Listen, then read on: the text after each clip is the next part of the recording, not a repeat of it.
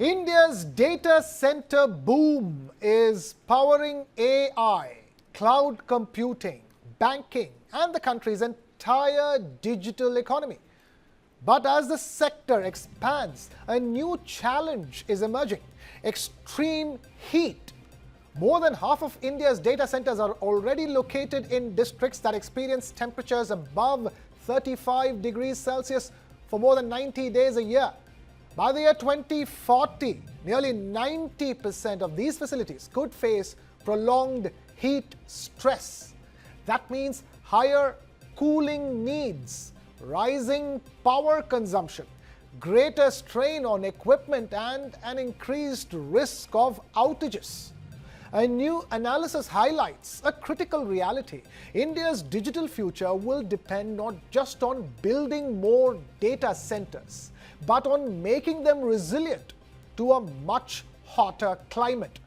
India's data centers are spread across states facing very different levels of heat stress. The highest risk category includes Delhi, Gujarat, Haryana, Rajasthan, Tamil Nadu, and Uttar Pradesh, where extreme temperatures are a recurring annual challenge. States like Bihar, Chhattisgarh, Madhya Pradesh, Maharashtra, and Telangana fall into the high heat category again. Moderate heat exposure is seen in Andhra Pradesh, Odisha, and Punjab, while relatively lower heat conditions are found in Karnataka, Kerala, and West Bengal. The message is clear: a large share of India's digital infrastructure is being built in regions that are getting significantly hotter. The numbers show just how exposed India's data centers already are to rising temperatures. 55 facilities are located in districts that endure 120 or more hot days every year, placing them in the very high heat category. Another 32 are in districts with 90 to 119 hot days annually. 64 facilities fall in the moderate heat zone, experiencing 60 to 89 hot days a year. Only 24 data centers are situated in districts with fewer than 60 hot days annually. In other words, most of India's data infrastructure is already operating in regions where extreme heat is becoming the norm rather than the exception. Among India's major data center hubs, Chennai stands out as the most heat exposed, recording 144 hot days a year. New Delhi and Noida are close behind with nearly 130 hot days annually. Hyderabad also faces significant heat stress with more than 100 hot days every year. In comparison, Bengaluru and Kolkata experience relatively fewer extreme heat days. The comparison shows that some of India's biggest digital hubs are also among the most vulnerable to rising temperatures. Rising temperatures have a direct impact on how data centers operate. As heat intensifies, cooling demand increases sharply and electricity consumption consequently peaks. Servers and other critical equipment face greater thermal stress, while backup systems are pushed harder during extreme weather conditions. This drives up operating costs and raises the risk of grid disruptions during heat waves. In short, the hotter it gets, the more expensive and challenging it becomes to keep India's digital infrastructure running reliably. Chennai has emerged as one of India's most important data center hubs, but it's also the most heat-exposed. Major facilities operated by Adani Connex, Capital Land Data Center, Control S Data Centers, Digital Connection, Equinix, Iron Mountain Data Centers, Nextra by Airtel, and Rack Bank are all located in and around the city of Chennai.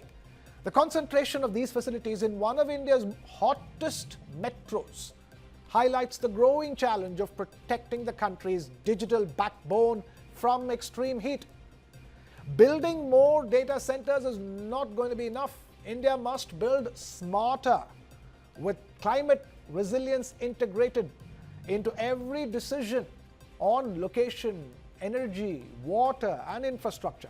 Because in the race to become a global digital powerhouse, the real challenge may not just be computing power, but keeping that power cool. We have Kanish Gaur, cyber security and AI expert, now joining us on the broadcast. Kanish, thank you so much for taking time out to be with us here on News9. Talk to us of all the challenges that we foresee for India. One would have not guessed that heat will be the biggest, because the next decade is going to be the digital AI decade. At the end of the day, more and more computing power is what India is going to be needing. It's already on the right path when it comes to being a digital India. That process has been on for the last few years, several years already, and India is now leading the world when it comes to its own India stack and others. All of that means more computers, more computing power, and you need temperatures that's going to house these computers. Absolutely, KK. You need resilient infrastructure. So first and foremost is cooling, which is available 24/7, which puts an additional pressure on the grids. Because today, grids will have to provide supply line 24/7. Now, to enable this supply line, you need resilient infrastructure which doesn't melt in extreme heat. The bigger issue is the storage facilities can become significantly impacted when it comes to heat. And similar is the case with pollution. Now, I have seen that hard drives could get corrupted because of the pollution levels which are there in certain cities of India, particularly in the north. So one has to look at building resilient data centers to reach up to tier 4 level, which is the top level for providing connectivity and assurance. Now, large number of data centers have been set up, but you also require environmental norms to be followed so that the discharge which happens from these data centers is done in a manner it does not basically pollute the water table in the cities or in areas which are around it. Today, a lot of data centers are set up in hubs where the discharge is happening and it is impacting the potable water of villages which are surrounding some of these data centers, because these data centers have been put up in isolated facilities and which are far away from cities. But the potable water system is still getting impacted. The key condition which we need to understand is that you have sun available most of the part of the India. So you need to start using solar power.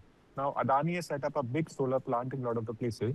Now, can the solar electricity be used for creating data centers which are green and are more resilient? And you have the right level of infrastructure designed in a manner where the electricity which is produced by these solar grids could be transferred to these data centers. So these data centers are environment friendly is the key area where you need to ensure growth for these data centers in the longer run. And you have the required power, you also have the required water supply, because a lot of time the responsible water supply lines are not there for cooling and it creates larger stress. So it's three things, which is power, cooling, and efficiency, which is there. So we have basically those three things.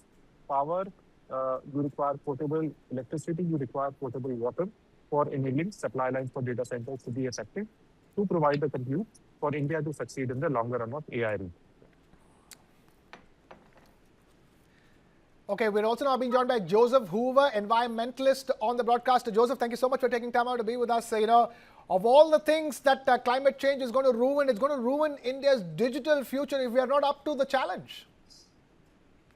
Exactly, because we've been talking about this for a very, very long time.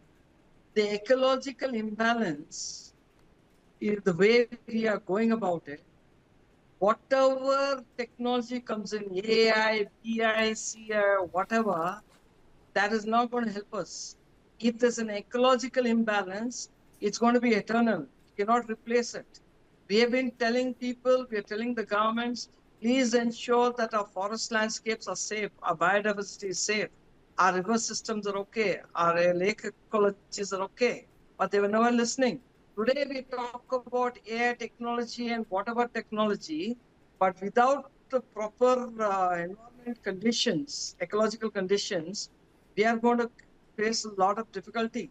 So now when we talk about these data centers taking away so much of water, we don't even have water to drink. Even the water tables in the cities have dipped so much that we need to depend on the forest for the rains, for the water, because that is where it soaks in the water and then it releases it and comes into the river system, and then into the dams, and then it is distributed across to all the cities. Data is not going to help us. We have to ensure that our forests are intact. We are talking about economic GDP. We are forgetting about the ecological GDP, which is much more significant. So when we talk about this AI and data centers, we're going to pump in so much of power, so much of water.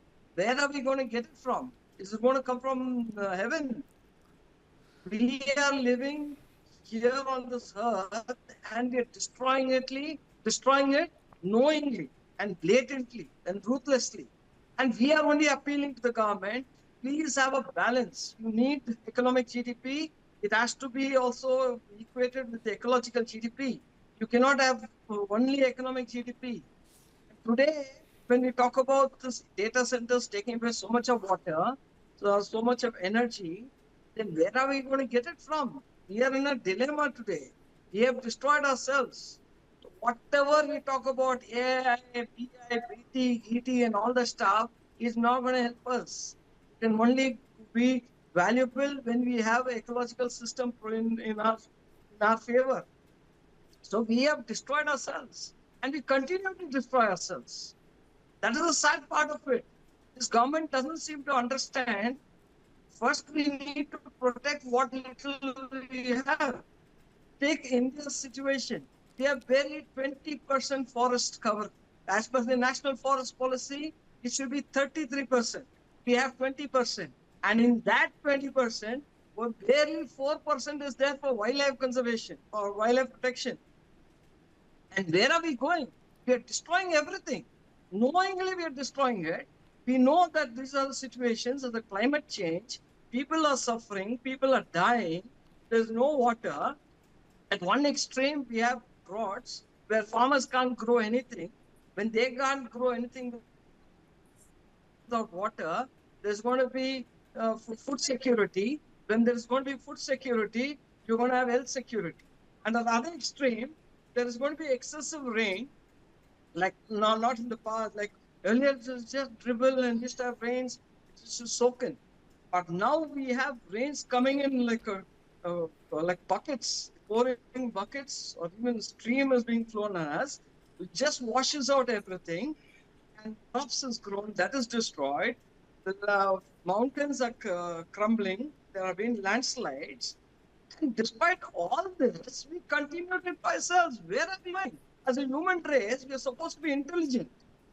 What intelligence are we talking about when we don't even understand why this is happening, what we should need to do? We have common sense. So this is where I tell our bureaucrats, please do something about it right now. Most of our politicians are unput. They're useless guys. Okay. They don't understand what ecology is. They don't understand what this ecology is about, ecosystem is about. And this is where the IAS has to come in, the bureaucrats have to come in and tell these Johnnies, please understand, there is something we need to earn. Yes, we need to earn. We want India to be a superpower.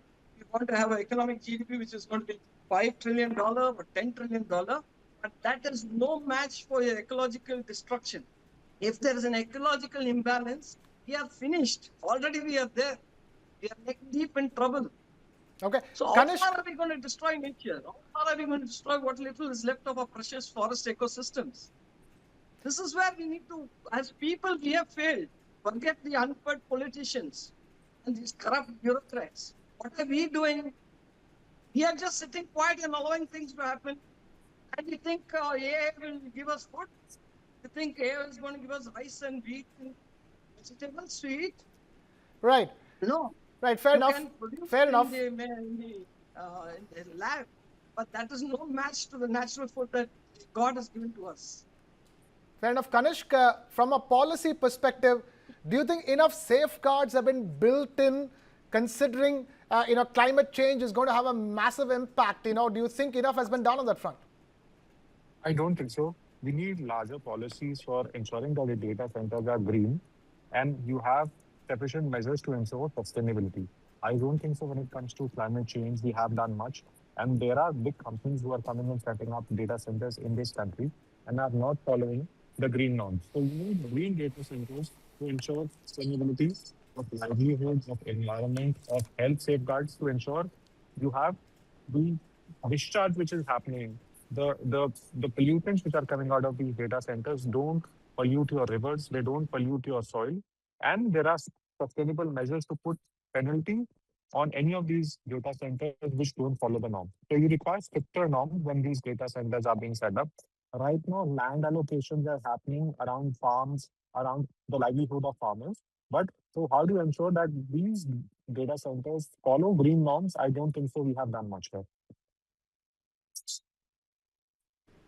Joseph Hoover, the one last thing is, what do you think needs to be done immediately? See, we need to understand there's very little precious forest left. We need to keep that intact. By growing saplings now, like selfie saplings, as Mr. Javadekar, Prakash Javadekar is to promote, is not going to help us, because we need to protect what little is left. We have only 20% forest ecosystem today, as against the 33% suggested by the National Forest Policy. So we need to ensure that these ecosystems are protected for future generations. Data centers, AI, everything is good. It augments us. But without the natural forests, natural ecosystems, this is of no consequence. It's not going to help us. So let's all address the system that we need to ensure our forests are protected at whatever cost. Not one single tree should be cut. Then we have a proper ecosystem. You can have your data centers. There'll be enough water for that. There'll be enough energy provided for that. But if you're going to destroy the source and then talk about data enhancing our livelihood and our, for fun and frolic, it's of no consequence. So I would suggest the government should take a strong stance in ensuring our forests are protected without even any compromise.